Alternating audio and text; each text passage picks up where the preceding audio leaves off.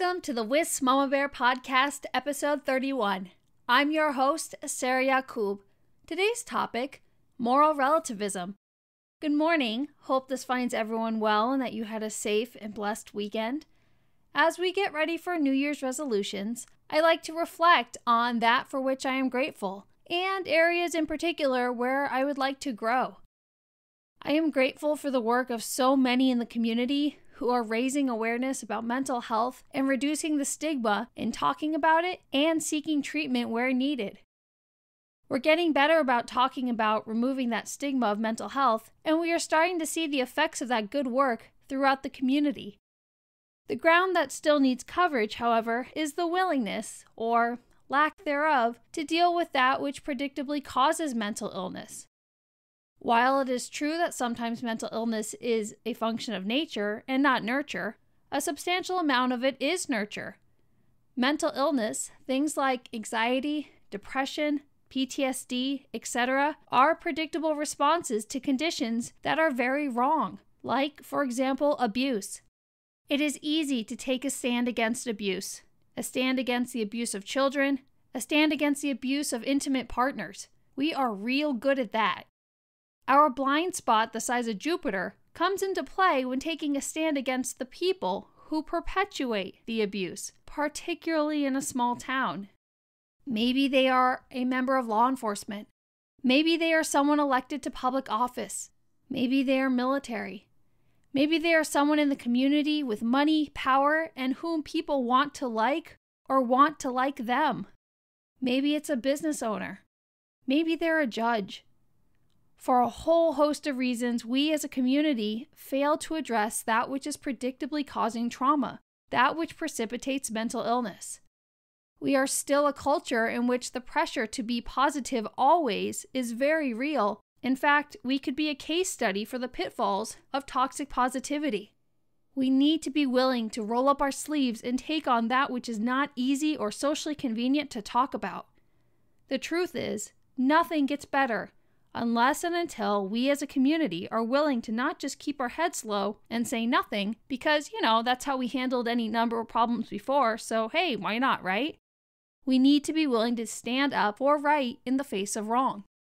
What does any of this have to do with moral relativism? Not enough for me to try to explain it, so with that, let's dive into today's topic. As I sit down for today's episode, I'm tempted to talk through Trump's pardons. But for what? For those who are honest and paying attention, they already know that those pardons are atrocious. For everyone else, they will either tune out that which they do not want to hear, deflect, or make excuses for it. Which brings me to the question of why? Why is it that our reaction to that which we do not want to hear is to pretend it's not there, distract from the issue, or attempt to rationalize it as not so bad or comparatively okay? I suspect that the truth is that most people are not okay with it, but they're not okay with a lot of politics, so to start voicing outrage here would open the floodgates to overwhelming grievances that are unpleasant and socially inconvenient, so easier to stay quiet. I suspect it has something to do with not wanting to hurt the political team with which we identify. After all, when is the last time you saw a sports team alert the ref or the fans to a foul committed by their own team? I suspect that the answer also has something to do with the implications of the truth on us as people. Once we face the truth, our continued support of that politician becomes less convenient. If we support someone who pardoned a corrupt politician who used campaign donations on personal gluttony and to further his extramarital affairs, what does that say about us or our values? Easier to keep moving and not deal with this reality, right? If we support someone who pardoned 4 rogue former military who ambushed and killed innocent civilians, including children, all of which was unprovoked, what does that say about us as people who claim to support law and order? If I support someone who issues pardons that make our country and our troops less safe, what does that say about my love of our troops or claims of patriotism? While not related to pardons per se, but along the same lines, what does it say about me that I support a president who takes children, including nursing babies, away from their parents with no effort to obtain the information needed to even attempt to ever reunify them? Let me ask you this. What is easier? Option A, actually deal with these really heavy, hard questions, the answers to which suggest that maybe we're not actually such good people, not actually great Christians, not actually patriotic, and fair weather fans when it comes to law and order. Or option B, dismiss the truth through denial, deflection, and/or excuses, and get to continue believing that we are wonderful Christians, true patriots, and people who stand for law and order. It's not a mystery why so many opt for option B. I'd ask why we elect leaders who are too cowardly for option A, but we know the answer. We like politicians who validate us and let us believe that we are good and righteous. We are not so much a fan of the politician who holds up a mirror for us to really reflect on what actions follow our words. Is any of this right? No. Is it godly? Not a chance. So how is it that a community of, quote, good Christians continues to choose the path of least resistance? Sure beats the heck out of me. So what is moral relativism? It is the idea that right and wrong, morality, depends on and changes with the context. In its best light, it is taking theft where someone is hungry and stealing food out of hunger versus stealing out of, say, gluttony or greed. Moral relativism in politics is quite possibly the opposite of its best light. Moral relativism in politics is the eternal get-out-of-jail-free card for everything that is wrong in politics. Who cares who Trump pardoned, because I think Obama's pardons were worse, so it's a wash. Who cares that Trump traumatized and destroyed the lives of innocent children and families? Democrats won't put women and doctors in prison for abortion, so meh, it's a wash. In the world of political evil, identity politics and moral relativism are twins, or rather, two sides of the same coin. How's this for a New Year's resolution? How about, instead of justifying the indefensible, we acknowledge right in the face of wrong and demand better for both parties? What if, when politicians violate the public trust and demonstrate themselves to be gluttonous, self-serving fat cats, we stop electing them? And again, that goes for both parties.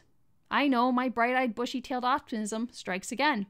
In law, when someone is facing federal charges for robbing a bank, they get absolutely nowhere with the response of, well, Mr. Hamburglar robbed another bank last week, he had an even bigger gun and took even more money, so I should get a pass. In gang prosecutions, when a member of a street gang is facing murder charges for killing a rival gang member, the defense of, the rival gang killed our people too, doesn't absolve the accused of the crime of murder. Republicans, for all of you who bought into the election slogan of, quote, law and order, do those words have any meaning at all? Or were they just words that made you feel better about voting for gluttonous fat cats like Shannon Zimmerman, who is literally going into his 5th year of election and voter fraud? You know he doesn't live in his kid's basement. He tells you as much in his own words and sworn statements filed under the penalty of perjury. Why is his massive-scale fraud okay with you? Can you imagine the state of our community if the nonsense that flies politically is how we operated in a court of law? Take it from a parenting perspective. One kid is in trouble for doing something colossally stupid. Would any parent in their right mind take the response of, well, another kid down the street also did something colossally stupid, so I should get a pass? Would any parent hear that, shrug their shoulders, and say, yeah, okay, it's a wash? Of course not. As I talk through this, some enabling parents come to mind who would actually do just that. I include enabling parents in those not in their right mind in this hypothetical. For a whole host of reasons that are a podcast for another day, I am mildly convinced that kids don't need enemies with an enabler for a parent. Where do we go from here? Find ways to stand up for right in the face of wrong. Find ways to instill the value of honesty in our kids. Spoiler alert, the real lessons are that which we model, not just what we say. I knew of a parent once years ago who told their kids that they hate lying, they hate liars, and are so truthful. That same parent would communicate as though competing for an award for pathological liar or con artist of the year. One of that parent's children was following in that parent's footsteps and acting in a way to suggest that who we are when we think people are watching absolves us of any responsibility for the ugliness we embody behind closed doors. It was heartbreaking. What else can we do to steer our ship back on track? Stop enabling corruption. Stop using the wrongdoing of someone else to justify more wrongdoing. Be willing to be socially inconvenient. Because here's the deal. Whether we are equipped to have an honest conversation about the reality of Trump's pardons or not, the reality, the consequences, hurt us the same. The United States just made a statement to the entire world that we think rogue former military who gunned down innocent civilians and children in an unprovoked, lawless attack is okay. As someone from a military family, my heart sinks for the retaliation our troops can expect in return as the targets on their backs just got that much bigger. Episode 32 tomorrow. See you there.